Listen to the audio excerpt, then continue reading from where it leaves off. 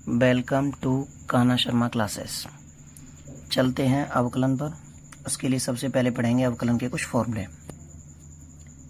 पहला formula x पे power n, उसके आगे d लिखा हुआ है, d फॉर डिफ्रेंशिएशन माने होता है अवकलन। जिनके आगे d लिखा है हम उनका अवकलन करेंगे। x पे पावर n का अवकलन क्या होगा? पावर को लाओ आगे, आगे ले आए n, x लिख दिया, उस पर एक पावर कम कर दो n-1। जैसे अगर क्वेश्चन आ जाए x पे पावर 9 तो 9 को आगे लाएंगे, x पे पावर 1 कम कर देंगे 8। दूसरा e पे पावर x, इसका फॉर्मूला e पे पावर x log e होता है। log e की वैल्यू 1 होती है, 1 का e पे पावर x में गुणा करेंगे, e पे पावर x आ जाएगा। तीसरा फॉर्मूला a पे पावर x, e पे पावर x का इसी के अकॉर्डिंग करेंगे, जैसे e पे पावर x वैसे ही a पे पावर x। जैसे log e आया था वैसे ही log a आएगा। sin x का cos x, cos x का minus sin x, sec x का sec x tan x, tan x का sec square x, cot x का minus cosec square x, cosec x का minus cosec x cot x। log x आ जाए तो उसका 1/x, और अगर किसी संख्या के पीछे x ना हो, उसका अवकलन करना हो तो उन सब का अवकलन 0 होगा, चाहे 5 हो, 10 हो, 10,000 क्यों ना हो। इनवर्स वाले अवकलन पढ़ते हैं। साइन इनवर्स का अवकलन 1/√1 - x²। यही अगर कॉस इनवर्स का पूछा जाए तो आगे माइनस का चिन्ह लगा देंगे। यहाँ पर देखो यही है -1/√1 - x²। टेन इनवर्स का 1/1 + x², और अगर कॉट इनवर्स का निकालना है तो -1/1 + x²। दोनों में अंतर क्या है? बस या माइनस है। सेक इनवर्स का 1/x√x² - 1, और अगर कोसेक इनवर्स का निकालना है तो इसी के आगे माइनस लगा देंगे। अगर फर्स्ट और सेकंड रूल लगाना हो, ये रूल तब लगता है जब दो x वाले क्वेश्चन गुणा में आ जाएं। तो फर्स्ट एंड सेकंड रूल कब लगेगा? जब दो x वाले गुणा में आ जाएं। उसके लिए फर्स्ट को नॉर्मल लिखेंगे, सेकंड के आगे d लिखा हुआ है मतलब सेकंड का अवकलन करेंगे, प्लस सेकंड को लिखेंगे, फर्स्ट का अवकलन करेंगे। एक और होता है अंश बट्टे हर। इससे करने के लिए हर को लिखते हैं, अंश का अवकलन करते हैं, माइनस अंश को लिखते हैं, गुणा हर का अवकलन करते हैं, बट्टे में हर का स्क्वायर। इन सब फॉर्मूलों को एक बार देख के आप उतार सकते हैं।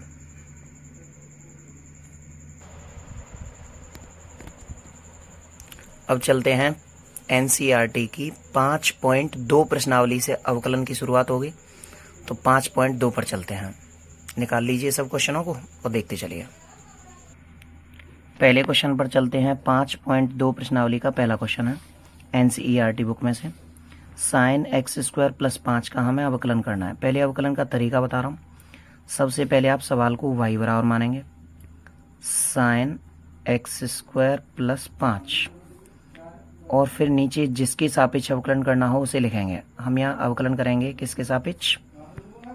x के सापेक्ष अवकलन। हर एक में आपको ये तरीका लगाना ही लगाना है। x के सापेक्ष अगर y का अवकलन करने जाएं तो y के आगे डिफरेंशिएशन का पहला वर्ड d लगा देंगे, बट्टे जिसके सापेक्ष होता है वो बट्टे के नीचे आता है x। कुल मिला के y का जब जब आप अवकलन करेंगे dy/dx लिखेंगे, बराबर साइन का अवकलन। पहले फॉर्मूला लिखा चुका हूँ, क्या होता है? कॉस। उसका जो भी एंगल होगा पहले आप एंगल को उतारेंगे, अवकलन नहीं करेंगे। x² + 5, पहले हमने साइन का अवकलन कर दिया, वो क्या हो गया? कॉस। उसका जो एंगल था वो एंगल उतार दिया। इसके अलावा आपको एंगल का भी अवकलन करना है, गुणा में करो। x² का अवकलन, 2 पावर को आगे लाएंगे, x पे पावर 1 कम कर देंगे, 1 ही बचेगी, तो गुणा में 2x लिखना न भूलें। केवल साइन का अवकलन नहीं करना, साइन और उसके एंगल का भी अवकलन करना है।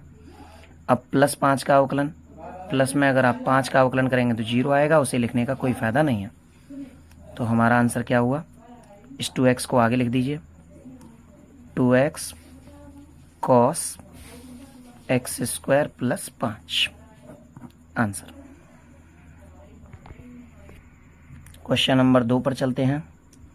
cos ब्रैकेट में sin x, वही तरीका, सबसे पहले सवाल को किसके बराबर मानेंगे? y।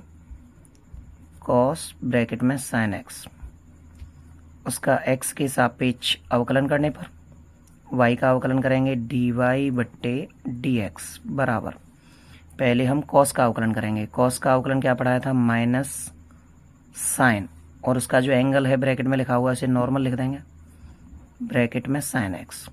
फिर इसके बाद एंगल का अवकलन करेंगे गुणा में, साइन एक्स का अवकलन क्या होगा, कॉस एक्स। और इसे अच्छे से लिखना चाहें तो इसे लिख देंगे माइनस साइन ब्रैकेट में साइन एक्स और पीछे लिख देंगे कॉस एक्स। ये कोण है इसका, पर ये संख्या है, इनका आपस में गुणा नहीं होता। आंसर।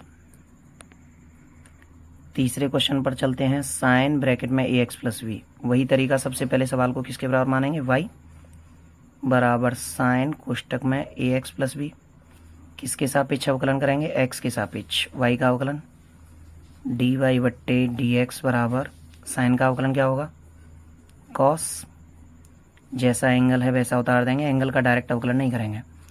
फिर गुणा का निशान बना के एंगल का अवकलन करो, ax का अवकलन, x का अवकलन जब जब करना हो उसके सामने की संख्या होती है, ax में x के सामने क्या है, a। जैसे अगर कहीं भी 5x का अवकलन करना हो तो x के आगे 5 है, वही इसका अवकलन है 5। 10x का करना हो तो कितना होगा, 10। तो गुणा में हमने ax का कर दिया a, प्लस b के पीछे x नहीं है, उसका अवकलन 0 होगा, उसे लिखने का कोई फ़ायदा नहीं है। नीचे की लाइन में इस a को सबसे आगे रख देना, a cos ax plus b। कुछ लोग यहाँ गलती करते हैं, a का अंदर गुणा कर देते हैं, वो नहीं करना है क्योंकि ये इसका कोण है और ये संख्या है, कोण का संख्या में गुणा नहीं होता। आंसर। क्वेश्चन नंबर 4 है sec ब्रैकेट में tan अंडर x। सबसे पहले सवाल को y बराबर मानेंगे, sec ब्रैकेट में tan अंडर में x। अब इसका अवकलन करेंगे, y का अवकलन होगा dy बट्टे dx बराबर, sec का अभी अवकलन पढ़ाया था, sec का अवकलन होता है sec x tan x, तो हम उसी के अकॉर्डिंग लिखेंगे sec x का मतलब उसका जो पूरा एंगल है वही उतारना है, sec tan अंडर x, फिर tan, इसके भी ब्रैकेट में यही लिखेंगे tan अंडर में x। अगेन समझो इसमें थोड़ी कन्फ्यूजन है, sec x का होता है sec x tan x, वहाँ x की तुलना यहाँ पर किससे की जा रही है, tan अंडर x से, तो हमें x नहीं लिखना है, tan अंडर x लिखना है, इसीलिए बन गया sec tan under x tan tan under x गुणा। अब एंगल का करेंगे, tan का क्या होता है, tan का होता है sec स्क्वायर, उसके आगे का एंगल, एंगल लिख दो अंडर x, फिर गुणा अंडर x का करेंगे, x पे पावर 1/2 होती है, वैसे मैं डायरेक्ट बता दे रहा हूँ, अंडर x का होता है 1/2 अंडर में x। क्लियर।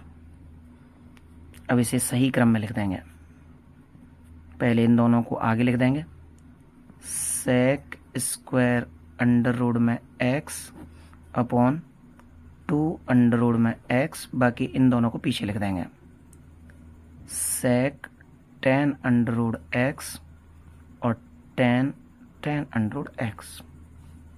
वैसे डायरेक्ट अवकलन करने का मेथड है, हम इन्हें t के बराबर मान के भी कर सकते हैं।